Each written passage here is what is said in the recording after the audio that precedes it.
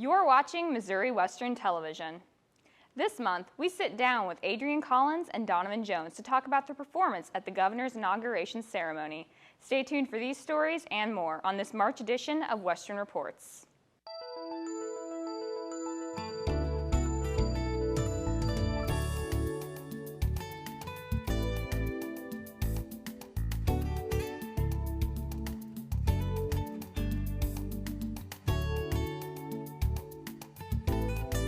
Thanks for joining us. I'm Christina Wade. Missouri Western singers Adrianne Collins and Donovan Jones were invited to perform at the governor's inauguration in January. We sat down with them in the studio to learn more. I pray you'll be our eyes and watch us where we go. I found out about that during a very impromptu meeting with my voice teacher, Dr. Susan Carter. I saw her in the Target parking lot one day, and she had just gotten a call from Dr. Vardabedian that Mrs. Jane Nixon had called and was wondering about the two national award-winning vocalists at Missouri Western, and would they come sing for the reception on January 14th at the inauguration in Jeff City. And so I found out about that when I met Dr. Carter, again, just kind of at random, and she told me the good news, and would we be up for doing that? So that's kind of when it started, and that would have been in December, right after finals.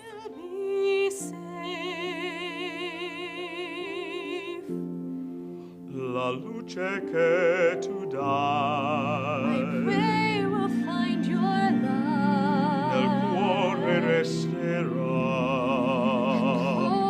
Well, I was blown away, actually. I thought, maybe someone had made a mistake and was asking for the wrong people. But I found out about a day after Adrianne found out, and Dr. Carter talked to me and said that it was true, so I was very surprised. Nella mia preghiera, Let this be our prayer. quanta fede c'è.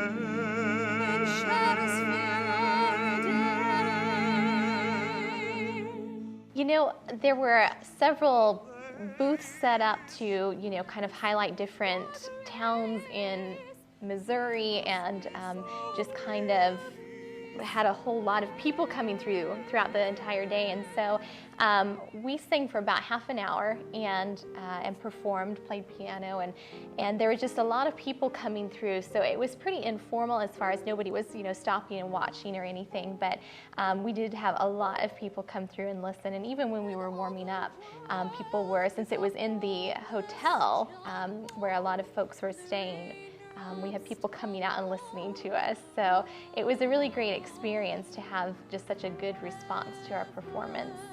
That day, we didn't get to see the governor. There were over 2,000 people there, and so, we weren't exactly looking, so we didn't get to see him. But yes, I was a little nervous, especially knowing that we were performing for the governor and that we couldn't see him, so we didn't know if he was in the room, but it would make us much more nervous if we could have seen him. Yeah, same. It was really something I'd never done anything quite like this before, so we didn't know what to expect exactly, but we were able to work over break on our program, and so that was really helpful to just have that downtime to really focus on what songs we wanted to do and put together a program. And so we just kind of, did what we could to be prepared and went and did our thing. So it was great. It turned out great.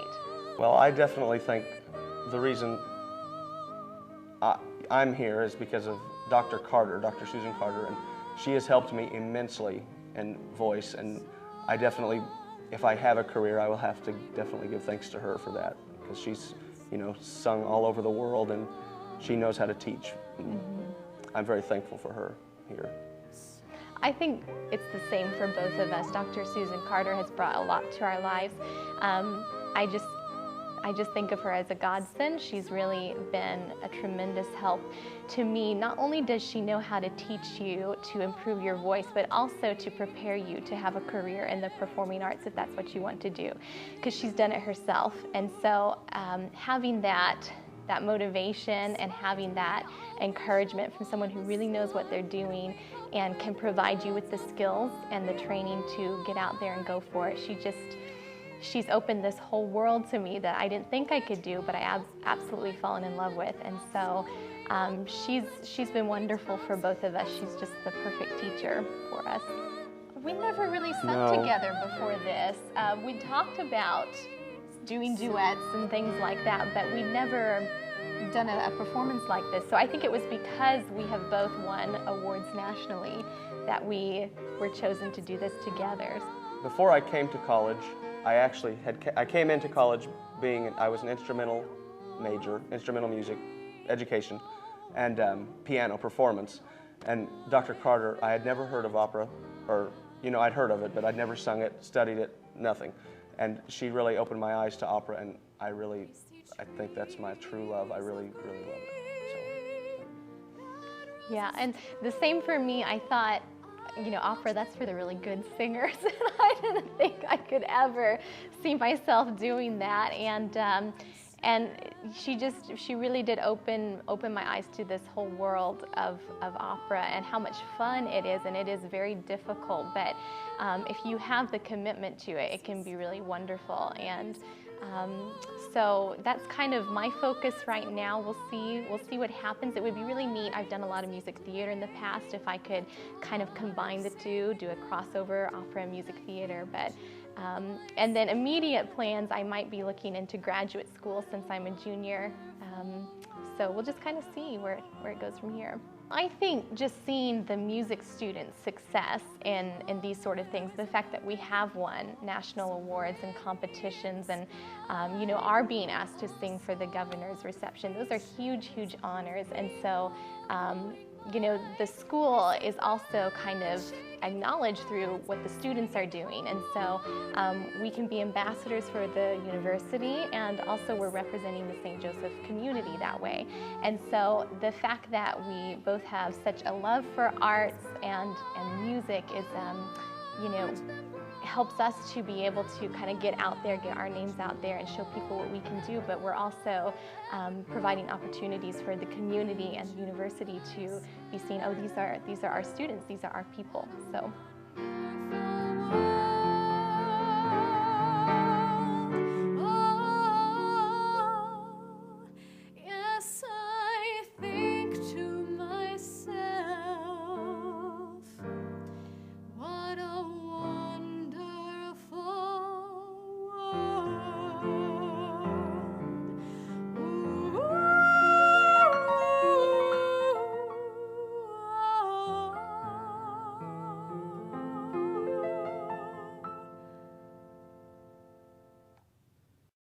We'll be right back.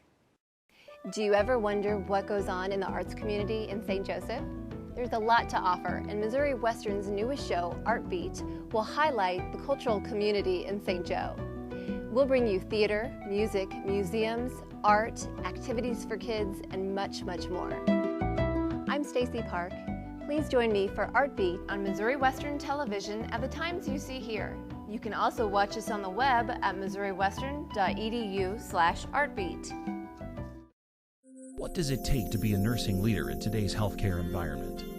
Missouri Western State University's Master of Science in Nursing and Healthcare Leadership enables you to move from the bedside to positions of advanced leadership within healthcare. Coursework focuses on health informatics, organizational science, financial management, and healthcare policy. As a graduate, you will be prepared to advance your career and become a leader in nursing and an advocate for healthcare excellence. Missouri Western registered nurse Marty Burry was recently honored as the March of Dimes Nurse of the Year. Let's learn more. I was nominated by Angie Beck, who is the administrative assistant over at the Esri Student Health Center. And what happens is they sent a questionnaire to Angie, and she filled it out, turned it in, and then they told me I was nominated and sent me a questionnaire I had to fill out. And then I submitted that, and then they had a selection committee where they selected it down to 85, and then from 85 people, they selected who was Nurse of the Year. And they had different categories. So my category was public health, where there was advanced practice nursing, emergency nursing, pediatrics, oncology, that type of stuff, but I was for public health. The award ceremony was held in St. Louis at the Chase Park Plaza on November 10th of 2012. They had a red carpet that we can walk on and got a corsage, and they had a cocktail hour, and then they had a nice dinner for us, and then they began the award ceremony. I felt like it was an honor being presented for the award. It was a surprise, a nice surprise being nominated, but even so, more so that I was presented the award because it was through the whole state of Missouri and like several counties in Illinois. So I think there's some wonderful nurses and incredible nurses throughout the whole state of Missouri, and for them to pick me, it was quite an honor. On February 10th, the biggest stars of music and people all over America tuned in to see who would win big at the Grammy Music Awards show. Charles Bruffy, who graduated from Missouri Western in 1981, was among those honored. Bruffy and the Kansas City Chorale, which he has led since 1988, won the award for choral performance for its 2012 recording, Life and Breath, Choral Works by Renee Clausen. There are 2 new statues decorating Remington Hall. The statues, Music of the Spheres and Evolving Trefoil, were created by sculptor Brent Collins as representations of visual mathematics in 3 dimensions. Collins has been sculpting since 1968. His work has been featured in museums all over the nation, as well as the Fermi National Accelerator Laboratory in Batavia, Illinois, and the American Association for the Advancement of Science headquarters in Washington, D.C. A dedication ceremony was held on Monday, February 25th, followed by a presentation by Collins collaborator Dr. Carlos Sequin titled Artistic Geometry at MWSU, the connection between art, mathematics, and computer science. A member of the women's basketball team got a visit from someone special when she went to practice in January. Ryan Minley has a full story. Griffin basketball player Lanisha Lawrence has become quite accustomed to life without her father. Most of the time I've known Lanisha, her father's been away from home. Well, it's been pretty hard because like when I was little, that's when he first left. But the reason for absence is noble, making this surprising return so emotional.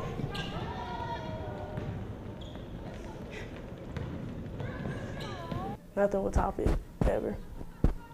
That's probably the biggest surprise that I've ever had in my life. But I thought it wasn't real. I thought I was dreaming at first. My reaction was just to cry because I haven't seen him in so long. United States Army Staff Sergeant Barry Lawrence has spent years serving his country in the war. He just returned from Afghanistan. Before now, he hadn't seen his daughter in 10 months.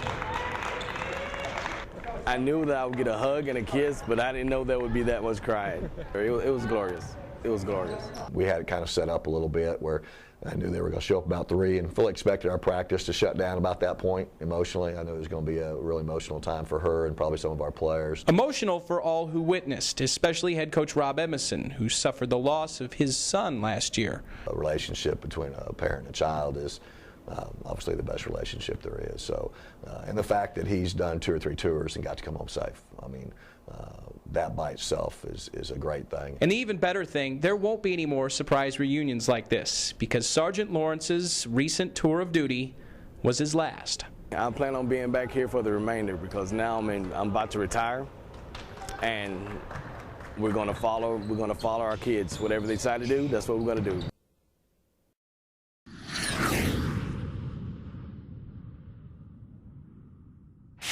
Here's your Griffin Sports recap with Ryan Minley's Griffin Sports Update. Hello, I'm Sarah Fauble. Ryan Minley has a month off. We begin with Missouri Western basketball and the end of an era for Griffin men.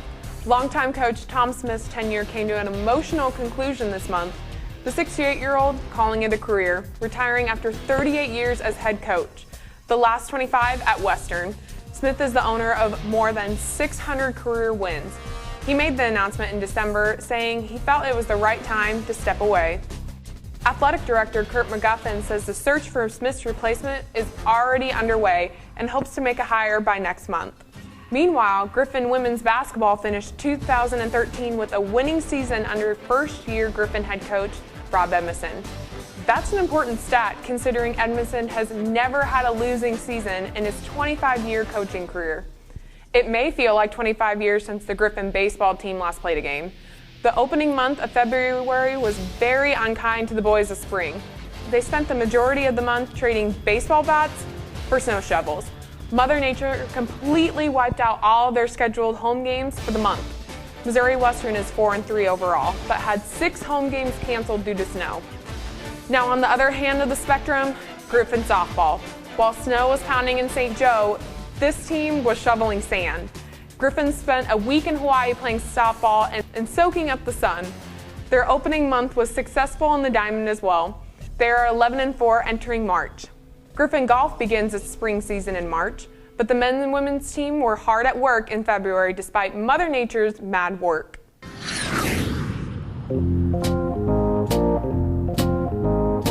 Just a normal day, an average day for a Griffin golfer.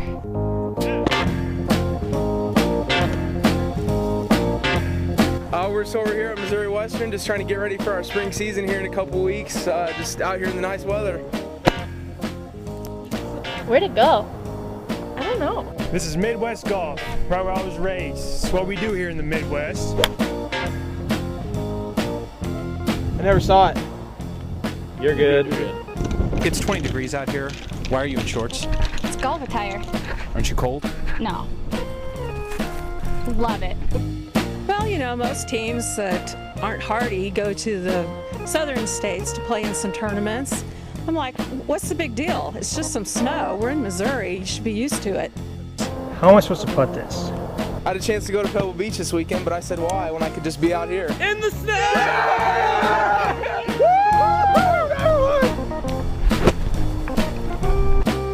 Where'd it go? Cass, it's right there. That's not my ball.